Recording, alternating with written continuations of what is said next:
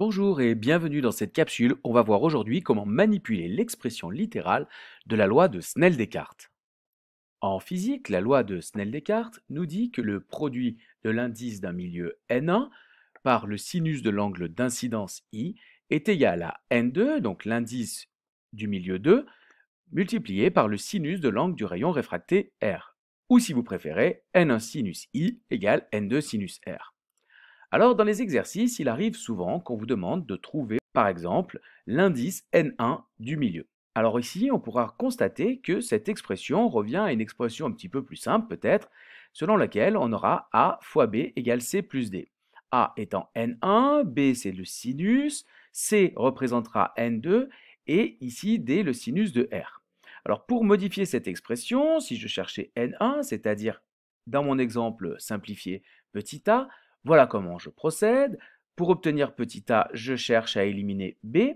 Ici, pour cela, je vais diviser tout ce premier côté par b et je dois faire la même chose de l'autre côté. Alors, comme la valeur petit a est en même temps multipliée par b et divisée par d, on peut faire la simplification suivante et on se retrouve avec petit a égale c fois d sur b.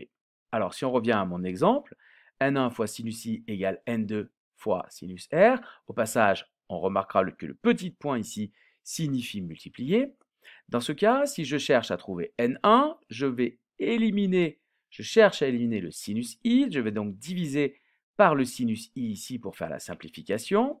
Je me retrouve avec n1 fois sinus i divisé par sinus i égale n2 fois sinus r divisé par sinus i, puisque je divise par la même chose des deux côtés.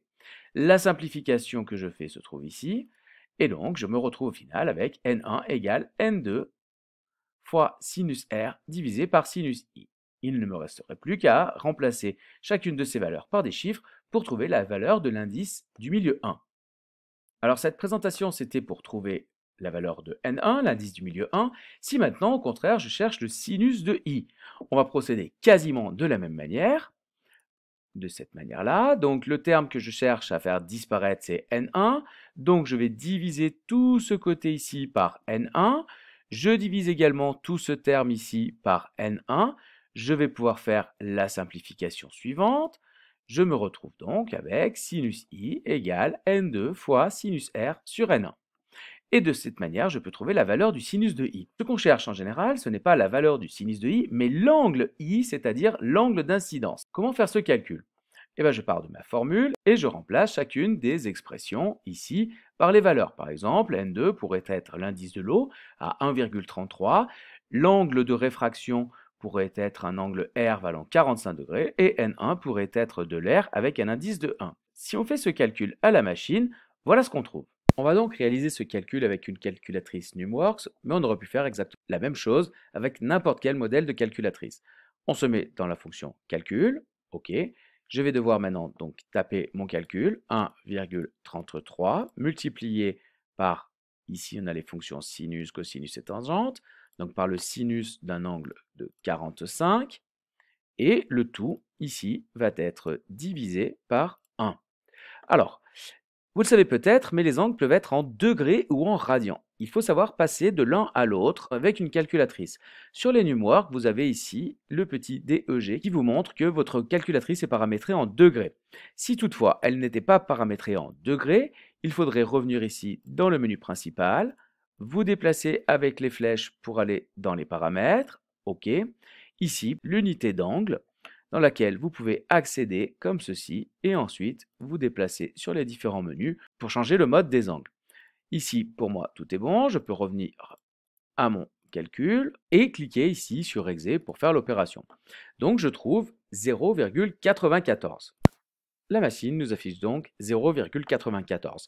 Mais attention, ce que je viens de trouver, c'est la valeur du sinus de l'angle I. Or, ce qu'il m'intéresse le plus souvent, ce sont les valeurs des angles, l'angle d'incidence ou l'angle de réfraction. Il me faut donc la valeur de I. Pour cela, je vais devoir faire une opération supplémentaire. Pour passer du sinus à l'angle, il me faut utiliser la fonction sinus-1 ou inverse sinus, qu'on appelle également arcsinus.